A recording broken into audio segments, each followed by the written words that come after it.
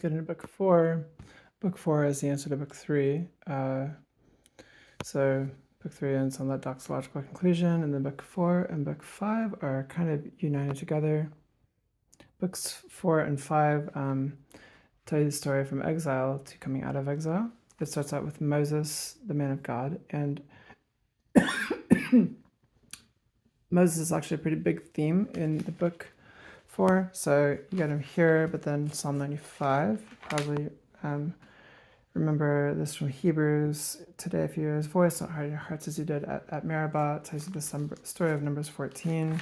Psalm 99, Moses and Aaron were among his priests. Samuel also was among those called upon his name. And then 104 103 talks about he is merciful and gracious, slow to anger and abounding in steadfast love. So that's Exodus 34, his appearance to Moses. And then you got 105 talking here about Moses as well. He sent Moses, his servant, and Aaron, whom he had chosen. And then Psalm 106, when the men in the camp were jealous of Moses. So Moses has quite a few appearances in book 4. And this could be for a few reasons. If you think about exile as a new captivity, Moses was the one who delivered the people out of Israel in their first captivity. He also interceded on behalf of the people of Israel. So it's good to see then this journey from exile into Mount Zion, in some ways this hope of Moses here. And then also, Lord, you have been our dwelling place in all generations. Their land has been taken from them, but yet they still have a dwelling place in the Lord God. He abides in the shelter of the Most High. This Psalm 91 could be seen as a new conquest. Not quite sure exactly what it is doing here. But anyways, Psalm 93 then starts these enthronement psalms. So the physical kingship that idea is kind of not there in book 4. It's replaced by this theme of Yahweh being king on his throne. 94 kind of continues, but then it's explicit here in Psalm 95, the Lord is a king above all gods. 96, say among the nations, the Lord reigns. Psalm 97, the Lord reigns, let the earth rejoice. By the way, this coming kingship of God is picked up in Joy to the World, the Lord has come. It's a psalm written about 97, I believe. And then, sing the Lord, make a joyful noise before the King, the Lord. All of these are enthronement psalms exalting the kingship of God, which is basically an answer to the question mark in Psalm 89 is answered with this hope of the kingship of Yahweh. Exalt the Lord, worship at his footstool, the Lord reigns, the king loves justice. And then even Psalm 100 could in some senses be seen as the kingship of God, since him as the shepherd. If you compare in the Psalms where the theme of shepherd is there, it's always related to kingship. Okay, and then I will sing of the steadfast love and make mercy. So if you remember at the end of book 3, Psalm 89 opened up with, I will sing of the steadfast love of the Lord forever. And then it has all those questions about the Davidic covenant. It's interesting that the reappearance of David here does not have a historical inscription, right? But then also, look, I will sing of the steadfast love and justice to you, I will make music.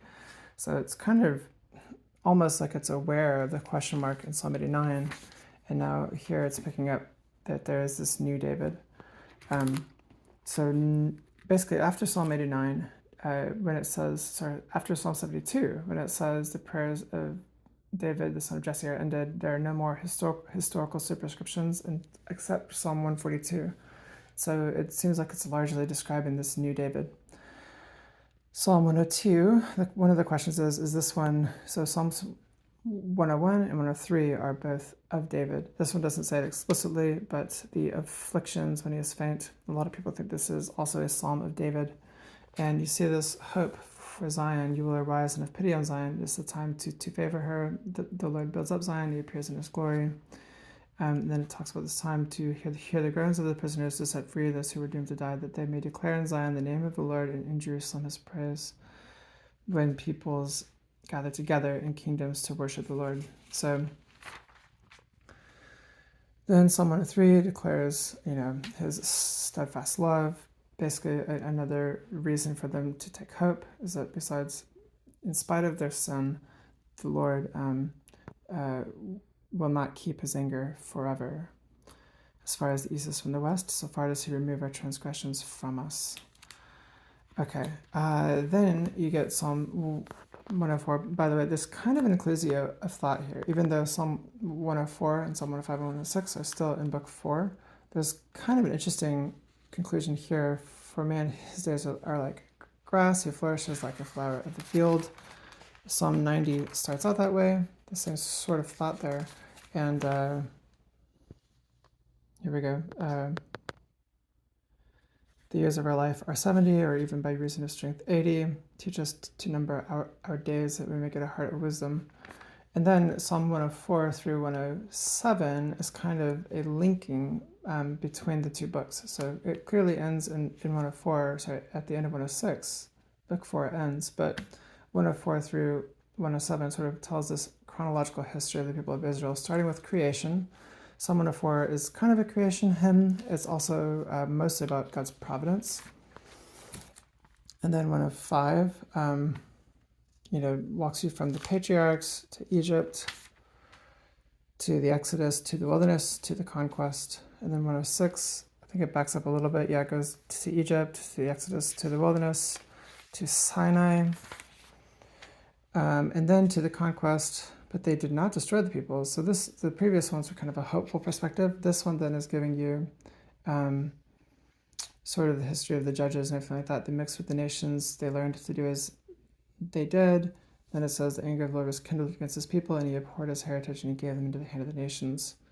So that was true about the Midianites and stuff like that too. But then it seems like this is talking about the end one, because it says, "Save us, O Lord, and gather us from among the nations, that we may give thanks to your holy name and glory in your praise." If you remember, that was the reason for David asking for God to deliver them, was so that they could declare in Zion his praise. Remember, Psalm 182?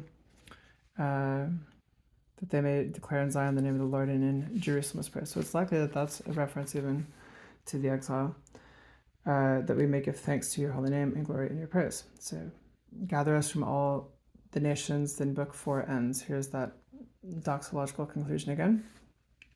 And then it starts out in book 5 that the Lord redeemed us from trouble and gathered us in from the lands. It's kind of the answer to the prayer at the end of 106. But it's also a continuation. This is the end of exile. It's kind of a continuation of the story that began in Psalm 104. So now we're looking at Psalm 105. So Psalm 107 kind of grouped in with that previous grouping there. Some wandered, some sat in darkness. This whole psalm is grouped by the word some in the Hebrew as well. It's that way. And then you get Psalms 108 through 110. And this is basically the history section answered by the New David. So 108, 109, and 110 are this New David, and it results in this coronation hymn in Psalm 110, this kingship idea. You're going to see this, so it goes, history, history, history. If you think of 105, 106, and 107 as 3 history psalms, and then it ends with 3 David psalms. So history, history, history, 3 David psalms. Again, we're going to see that in 135. It's going to go history, history, history, and then 7 David psalms. So 135, 136, and 137 do another chronological account of the people of Israel, and then it's answered by the New David starting in 138. And if you look at what lies in between these two things, so those 2 patterns are there, with this ending on this kingship theme, which let's come back to that in a second. Then you get the Hallel Psalms 113 through 118, followed by 119, and then the Songs of Ascent. So we'll talk about those here in a second. Psalm 110, very important psalm. The Lord says to my Lord, sit at my right hand, till I make your enemies your footstool. This is like the most quoted verse in the Old Testament, and that is quoted in the New Testament. The Lord has sworn and will not change his mind. You're a priest forever after the order of Melchizedek. This is talking about priesthood, not just a general office. So rule in the midst of your enemies. The scepter, the Lord reigns from Zion. Is likely this merger again of kingship and priesthood that we saw in Zechariah. Alrighty. Then Psalms 111 and 112 are both acrostics, and there's like a threefold praise the Lord in response to this king on the throne. So this redemption, basically, now they're praising God for the redemption that has been brought to them. And then you get this idea that David is the one that is now going to lead them in praise to Zion. So 113, this is kind of a Janus, if you will, linking it to these two acrostics. 111 and 112 are acrostics, but then also linking it now to this next section, 113 through 118. 113 through 118 are read during the Passover, which is in the springtime, and the theme is the Exodus, making it to Mount Sinai. Obviously, even the themes of them: Israel went out from Egypt, where ails you, O sea, that you flee. Okay, so 113 through 118 are all the Hallel Psalms read during the springtime, with the imagery of going to Mount Sinai, up out of the sea of Egypt, right? Psalm 118 was interpreted as messianic during Second Temple Judaism, and that's why it appears in the New Testament quite a bit. So you've got kind of messianic ideas with all of the nations surrounding him cutting them off in the name of the Lord, and the stone that the builders rejected has become the cornerstone. These are all applied to the Messiah in the New Testament. All right, and then you get the festival of Pentecost, because Mount Sinai, so in May and June, the festival of Pentecost celebrates Moses going up to Mount Sinai and to receive the law of the Lord. And so right after the springtime festival of 113 through 118 of the Hallel Psalms, you get the summer festival here of Mount Sinai. I'll also mention that notice that you've got sort of kingship ideas with 110 and 118. Now you've got the law of the Lord. So here's another pairing of that idea. All right, so this is another long section, really. It's just one chapter, but it's a long section, about equivalent in length to 113 through 118. And then coming out of the law of the Lord section, you get another set of psalms that are read during the festivals, and this is in the fall festivals. At the festival of Booths is when they traditionally read Psalms 120 through 134, these songs of ascent. The main theme in the Psalms of Ascent, so if the main theme of the Hallel Psalms is kind of that Exodus theme, and then 119 is obviously the law of God.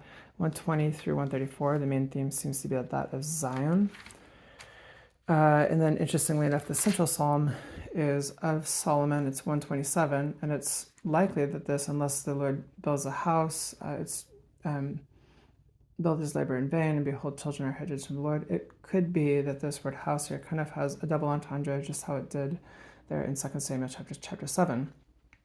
Again, answering the cry of Ethan the Ezrahite in Psalm 89, talking about this Davidic heritage, and that this will be answered by the Lord, right? Unless the Lord builds a house. Again, just notice I didn't highlight them all, but Zion appears so often in 120 through 134. And then in 135 through 137, you get this history again, starting here in Exodus and the conquest. Then going back to creation in 136, he made the heavens, so this kind of corresponds to Psalm 104. And then the Exodus again, and then the conquest and the captivity. But also, notice that even this one ends with this hope of this one who will crush the serpent's head. Blessed shall he be who takes your little ones and dashes them against the rocks. That word dashes there is used in Psalm 2. It's an unusual word. It doesn't occur very much. This is likely either by editorial nature or some other person who's aware of the whole Psalter is probably harkening back to Psalm 2. Then the story of Israel starting 135, ending in 137 is then answered by a new David, again, 138 through 145. Not much to say about these. There's obviously 139 is just one of the most beautiful psalms in all the Bible. Then notice that in Psalm 145, he is giving them a call to worship. My mouth will speak the praise of the Lord, and let all flesh bless his holy name forever and ever. And then you actually see that response by this fivefold praise psalm at the end. And all flesh is worshiping the Lord. This last one of King David, again, returns this theme that God is the king. I will extol you, my God and King. And then here's also this attribute of the Lord that we saw so in the last Davidic collection, the third one, 101 through 103, it ended on these attributes of the Lord. The Lord is gracious and merciful. And here this last Davidic psalm of the last Davidic collection also ends on those attributes as well.